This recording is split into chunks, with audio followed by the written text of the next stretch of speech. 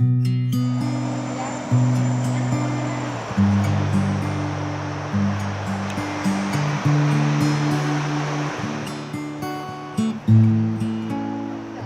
Central Hong Kong, naabutan naming bitbit ni Virgie Lazaro ang kanyang maleta. Isang araw bago namin siya makilala, natanggal si Virgie sa kanyang pinapasukan bilang household helper. Hindi raw siya physically fit para sa trabaho. Tinerminate ako. Natakot daw sila sa akin dahil yung katawan ko daw malaki, mataba daw ako. Baka daw atakihin ako sa pamamahay nila. Naisip ko yung mga iniwan ko sa Pilipinas na mga inutang, ginastos.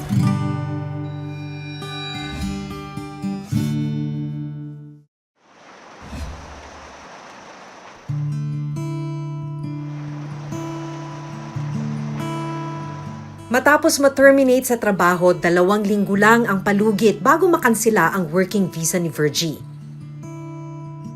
Kaya kailangan niyang magmadali dahil kapag wala siyang nahanap na bagong amo, kailangan na niyang umuwi ng Pilipinas. Nandun, tumutulo na lang yung luha ko. Nandun na bakit nandito ako, bakit ko nararanasan to. So inisip ko na lang na para sa mga anak ko yun. Ngayong araw, pupunta siya sa employment agency para maghanap ng bagong amo. May nakisakay ako naman nag-tour kanina. So nagtanong sila, Pilipina ka ba? O sabi ko, saan ka pupunta? Sabi ko, punta ako ng agency kasi maghanap ko ng amo. Bakit daw? Tapos mamaya-maya, inaabutan na ako ng pera. Sabi ko parang bang naawang-awa ko sa sarili ko sa ganun na inaabutan ako ng pera. Sabi ko, wag na po. Hindi, sige, kunin mo, sabi niya. Nakatanggap naman ng 2 linggong sahod si Virgie mula sa amo. Pero kulang na kulang raw ito para ipambayad sa renta ng kwarto, pagkain, at sa ipapadala sa kanyang pamilya. Mahigit 20 taon nang namamasukan bilang household helper sa Hong Kong si Virgie. Pero bago ito, nauna na siyang nagtrabaho sa Saudi. Doon raw niya naranasan ang matinding pang-aabuso. Ika-4 na buwan ko na, doon ko na naranasan yung talagang mamulot ng pagkain doon sa basura para mairaos mo lang yung bituka mo. Tapos hanggang sa gabi-gabi, sinasaktan ako, binubugbog ako. Mahagis ako sa bathtub pagka yung sinapak ako. Kasi sa banyo niya ako sinasaktan eh. Sinusundan niya ako kahit saan niya ako pumunta. Talagang sinasapak niya ako. Sa kabila ng naranasan sa Saudi, nagpatuloy sa pagiging domestic helper si Virgie dito naman sa Hong Kong. Sinamahan namin siya papunta sa isang agency. Kailangan kasi niyang makahanap ng bagong amo. Kung di ako makahanap sa loob ng 2 linggo, wala na akong magagawa. Uwi na lang ako ng Pilipinas uli. Si Virgie lang ang inaasahan ng pamilya niya. Kaya gustuhin man niyang umuwi ng Pilipinas, hirap at gutom lang daw ang aabutin nila. Kasi asawa ko naman walang trabaho. Marami nang naranasan na hindi maganda sa mga employer. Siyempre lahat ng hirap titiisin mo yon. Nandoon ang panlalait nila, nandoong hindi ka bigyan ng pagkain. Tinis ko lahat yon dahil sa pamilya ko. Mahirap po talaga rito kasi pagka yung talagang inayawang ka ng amo, kahit isang araw ka lang dito, talagang mabababain ka. Pero wala akong ibang inisip kundi pamilya ko pa rin eh.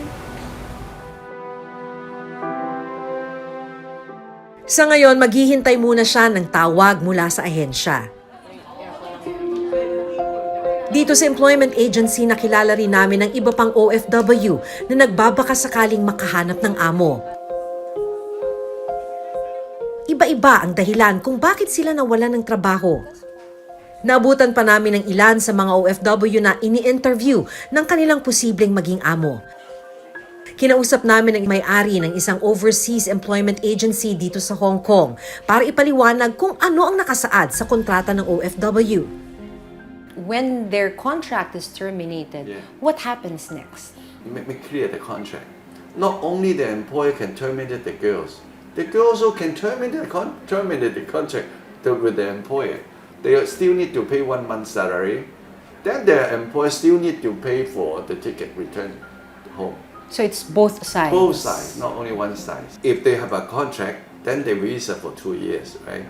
Once they terminate the contract, so the girl the visa become her position will become tourist. Tourist. It's fair for both sides.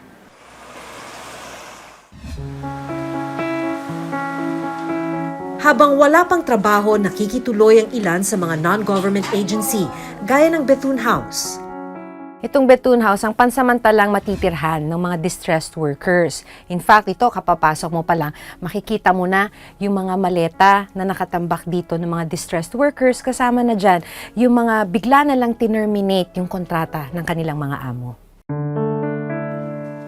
Kabilang sa mga nakatira rito si Jackie Cornejo. Pinagbintangan siyang nagnakaw ng singsing ng amo niya.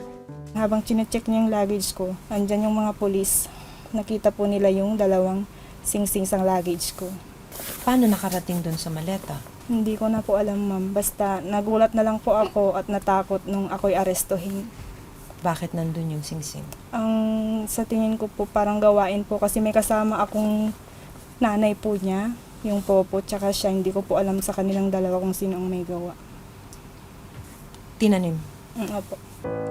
Dahil sa kaso, 40 araw na nakulong sa Hong Kong si Jenny.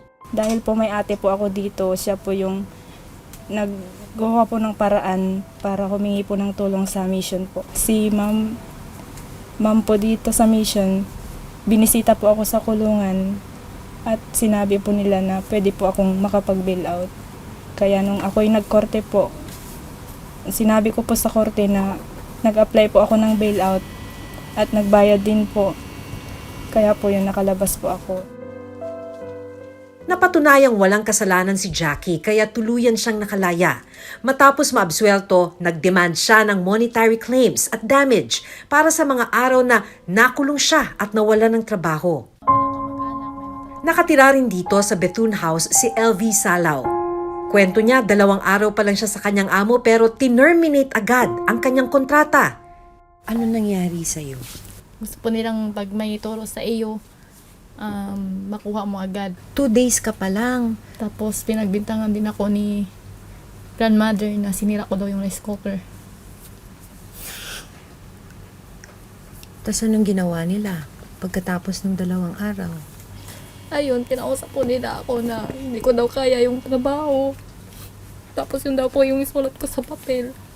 Tapos sa sobrang takot ko dahil di ko alam ang law dito. Tsaka di ko alam kung sino matatakbuhan ko, kaya po sinulat ko siya. Nagsulat ka? Ano yung sinulat mo? Yung pinagaya sa akin sa cellphone na ako daw po yung nag-resign dahil ayaw po nilang magbayad. Ang inaalala ngayon ni LV kung paano mababayaran ang utang sa Pilipinas. Ang inutang ko po ay nasa 60,000 dahil may mga binayaran din po ako bukod doon sa agency fee. Ano ba mangyayari pagka hindi mo na simulang bayaran? Meron po siyang penalty. Parang lolobo lang siya ng lolobo. Tataas po Mababaon ka ng tataas. mababaon Opo. sa utang. Ikaw naman, ano naman ang nangyari nun? Nabigla na lang po ako na kinuha niya yung isang basahan na may hanger. Ginano na lang po, parang sinakot na lang po sa nabibig ko na nabigla na po ako dun. Tapos tinanong ko siya, bakit niya ginawa yun? Tapos pinagbubulyawan na niya ako na yun. Baliw daw ako. Kinaumagahan po, bumaba ako sa kanya. Pero kasama ko na po yung pulis. Ah, nakapagsumbong ka. Opo, tumawag na po ako ng pulis kasi ayaw niya akong pababain. Ah, nakapagsumbong ka. Ibig sabihin ng pababain ay tapusin na ang kanilang kontrata. Ano nang ginagawa ngayon? Going po yung police case ko, investigation. Ang naano naman po ng police na sinabi sa akin nung last, na aresto daw po siya, nakapagpiansa lang. Hindi naman kayo nawawalan ng pag-asa. Hindi naman po. Kasi kailangan po namin ilaban yung aming karapatan. Lalo na po yung sa akin po. Pinagbintangan po ako ng amo ko na nagnakaw na hindi ko naman po ginawa. Inaasikaso namin yung mga kaso kasi nga, yun lang ang kaya namin gawin eh. Aside from temporary shelter, yung case support para makapanatili sila sa Hong Kong, meron silang tirahan, meron silang libreng pagkain. Kasi lahat ng services namin libre. Habang narito sa Bethune, tinutulungan sila para kumita kahit papano, gaya ng paggawa ng mga handicraft.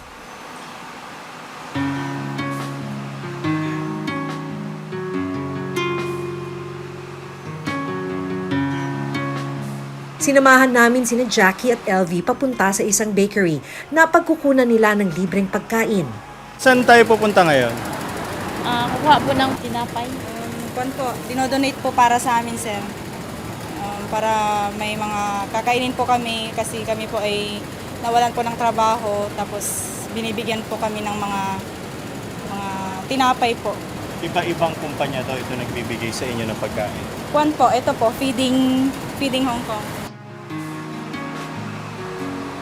Dito kasi sa Hong Kong, may pinapatupad na pulisiya kung saan maaaring ibigay ng ilang restaurant, bakery o tindahan sa mga NGO ang mga produkto nilang hindi na ibebenta kinabukasan pero maaari pang makain o mapakinabangan.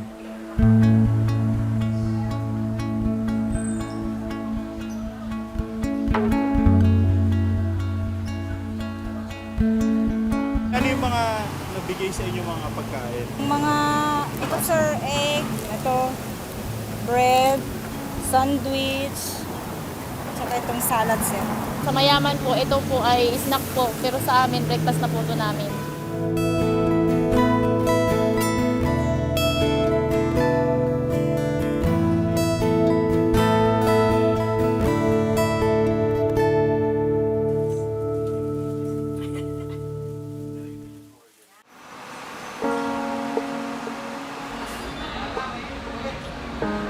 Higit 460,000 ang bilang ng Pilipinong nagtatrabaho sa ngayon sa Hong Kong. Isa ang Hong Kong sa may pinakamaraming bilang ng OFW sa buong mundo. Lahat sila tinitiis na malayo sa pamilya. Ang OFW na itatago namin sa pangalang Ana, masaklap ang sinapit sa kamay ng amo. Sa mga larawang ibinigay niya sa amin, makikita pa ang mga sugat sa iba't ibang bahagi ng kanyang katawan.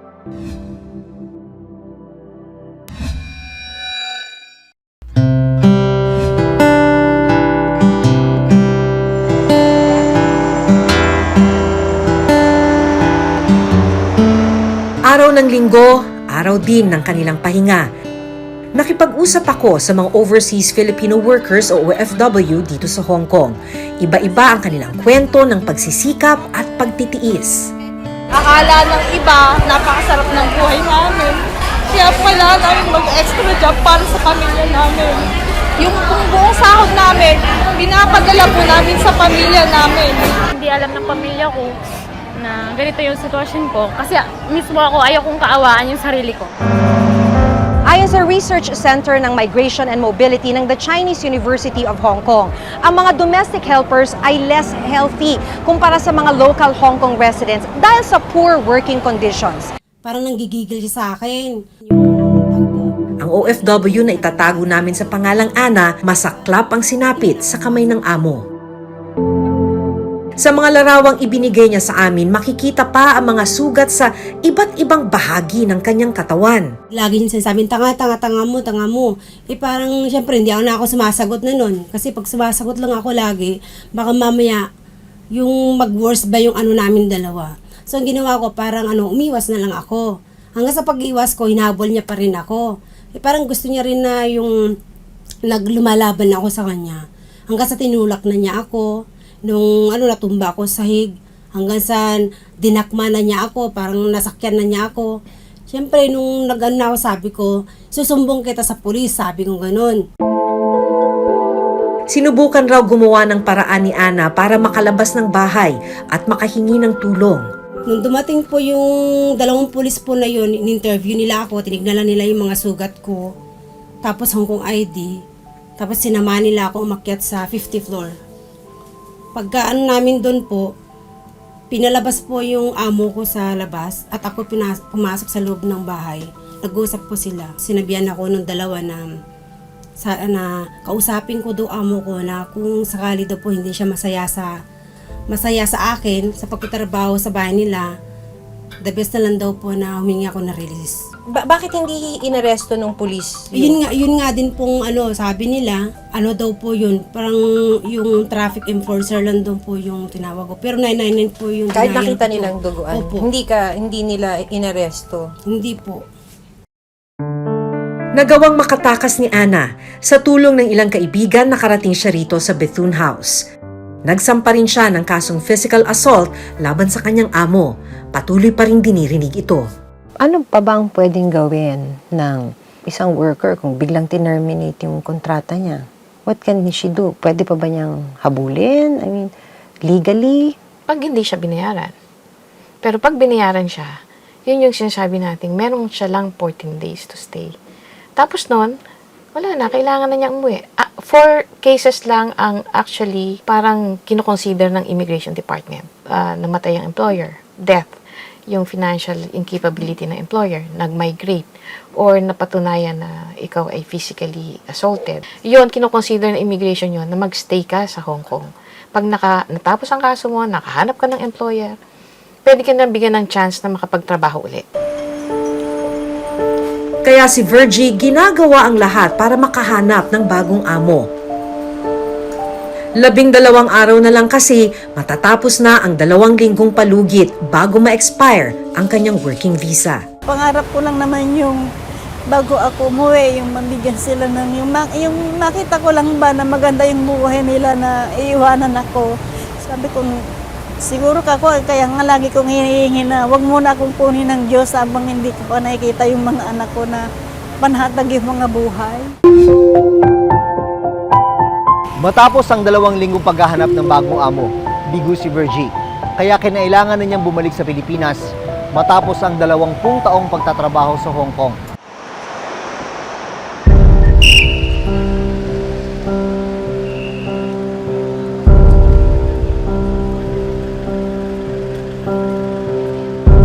Masakit na nakauwi ako na hindi ko natupad yung mga pangarap ko na dapat kong gawin habang nandun ako. Yung ang plano ko pagdating dito, kahit magtinda-tinda ako o kung may magpalaba dyan, sige, tatanggapin ko. Sabi ko, mabuhay lang kami. Kung inaano ko palagi, parang gusto ko lang sumuko, pagod na ako. Sabi ko,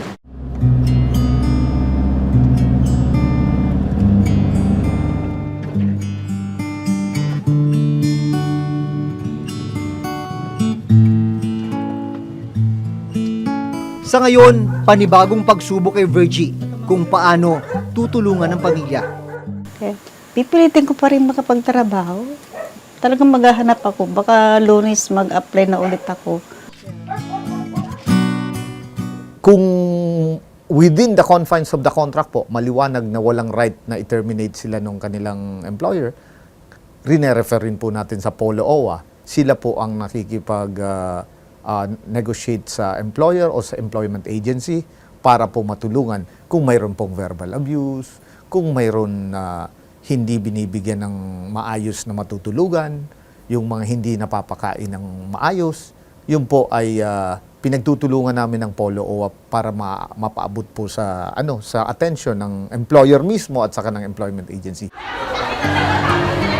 Sa datos ng Philippine Statistics Authority o PSA, nasa 2.3 million ang mga overseas Filipino workers sa buong mundo. Ang OFW remittance na umabot sa $32.21 billion noong 2018, ang pinakamalaking contributor sa ekonomiya ng Pilipinas. Pero sa kabila nito, nanatili silang isa sa pinakamahirap na sektor sa ating lipunan. While the Department of Labor and Employment, together with the attached agencies like POA and OWA, recognizes the great contribution of our OFWs to our economy and to their families, we also do our respective mandates to protect the welfare and rights of our OFWs. Hindi po natin kayang gampanan yan nang hindi tumutulong din yung iba't ibang ahensya under a one-team country approach sa pangunguna po ng DFA at ng iba pang ahensya.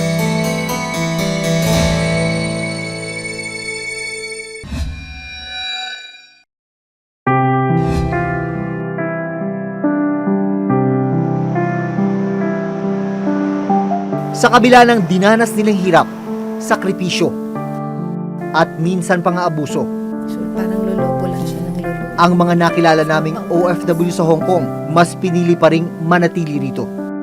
Handa raw silang magtiis para sa pamilya kesa sabay-sabay silang magutom dito sa Pilipinas.